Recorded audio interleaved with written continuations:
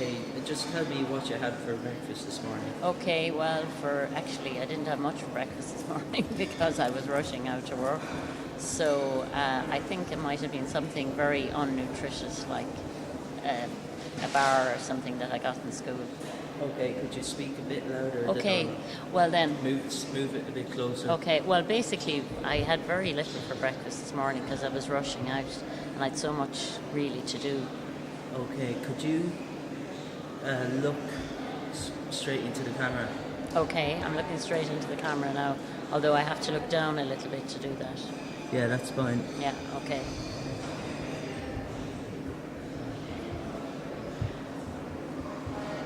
I'm just getting everything right. Okay. All right, now here we go. Do I look at the camera? Yeah. I look at the lens, or I look at you? Look at me. Look at you. Look at me for 1 second. Yeah. Right. Definitely look at the camera. Okay. Look at the camera. Okay, so I'm talking to myself, really, basically. Yeah, but just imagine a mirror. Okay.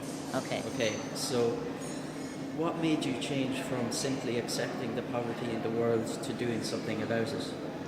Well, I suppose it's just seeing the look on the faces of the people when initially I handed the small amounts of money over. I realised that it was possible to make a difference to somebody's life, and I just wanted to continue doing that, I suppose. And how long have you been playing the piano?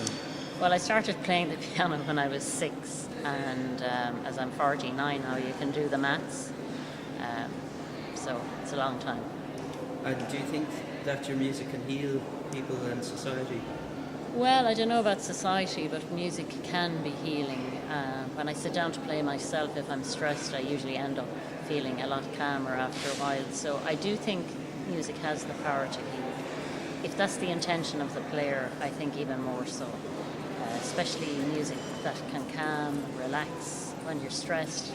Slow tunes can slow down the heartbeat, and then maybe if you're feeling a bit down, if you play something lively, it can liven the spirit. So yeah, I think music does have the power to heal, definitely. Tell me about your charity CD. Well, the CD was recorded on the 8th of December last year, and no, that was the launch of it actually. It was recorded just 10 days before that, and it's a mixture of different styles of music. It's classical, Irish, jazz. I just wanted to have as wide a range as possible of tunes on it so that it would appeal to all tastes. And it was recorded very quickly and launched very quickly with the help of a lot of different people. And a lot of people like it, and I'm very happy I did it, and it's helping, the families in Africa. So it's very satisfying. What's the name of the CD? It's called Moonlight and Roses. What other ways do you raise money for the people of Kilimanjaro? Well, using as many ideas as possible, we have done some cake sales in school with the school children. They've washed the teachers' cars, they've done a sponsored silence, and close friends often give me donations going out. The music playing here, sometimes I use that money as a donation to help in a small way personally, and I get a satisfaction out of that as well. It's like using your talent to help others and pay back, I suppose, some of the great joy I've gotten from music to other people. What's the philosophy of your charity? Well, my idea of the charity is that no expenses are taken. If somebody gives me money, that every penny is given to the people that need it. I pay for my own flights and my own accommodation, and I feel then if somebody gives me a €5 or €100 or whatever they want to give, that I know that money is going directly to the families. And I think people want that as well. They want to know that if they give something, whether it's small or large, that money goes directly to help the families.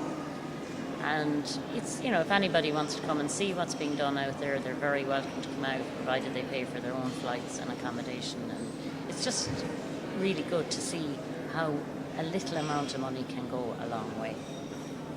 What are the people of Kilimanjaro like compared to the people of Kilkenny? I suppose people are the same all over the world, but what I've seen over there is a lot of happiness in very poor conditions and a great acceptance of their situation, and just a lot of kindness and time. You know, they have a lot of time because they don't have cars or electricity or things to distract them like we have.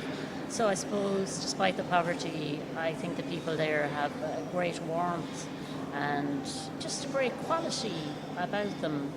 It's not that we don't have that, it's just we haven't time for each other anymore. We're always rushing around the place and stressed. So I suppose that's one thing I notice about the people. I suppose their life is very different. As one guy told me, he was a Maasai guide that I met, he said, you have all the money in the world and no time, and we have all the time in the world and no money. And it would be nice to change that balance a little bit for both sides, I think, you know. How do you cope with the difference in society between Ireland and Tanzania? Well, the first time I came back from Tanzania, I was very angry when I saw the amount of money that's wasted here. And I suppose I was angry with myself as well at the amount of money I may have wasted over the years. But now I'm just more realistic about it. We are very lucky to be living in this society, and we have everything we need. And the way I see it now is it's about raising awareness here so that people can help the people over there.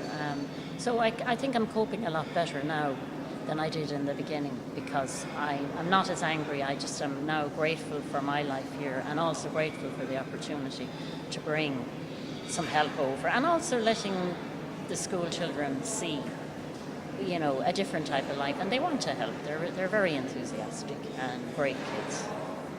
So how do you tell your students in presentation at school, secondary school in Kilkenny about Africa? How do they respond to your travels and your charity? Well, everything is done through the medium of photograph. When I go to a family, I always photograph them with their permission, of course, because some people don't like to have their photos taken. And then I bring back the photos and the students see the conditions, and then when we help somebody, I go back and check out, has that money gone to the family? Sometimes they might buy chickens, or sometimes they might, you know, just make some small changes to their houses, improve them, start up a little small business. And I just check out and take photographs and come back and show the difference to the students, so they know that their fundraising has made a difference. Okay, thanks. Hey, thank you. Thanks very much. Is that finished? Yeah.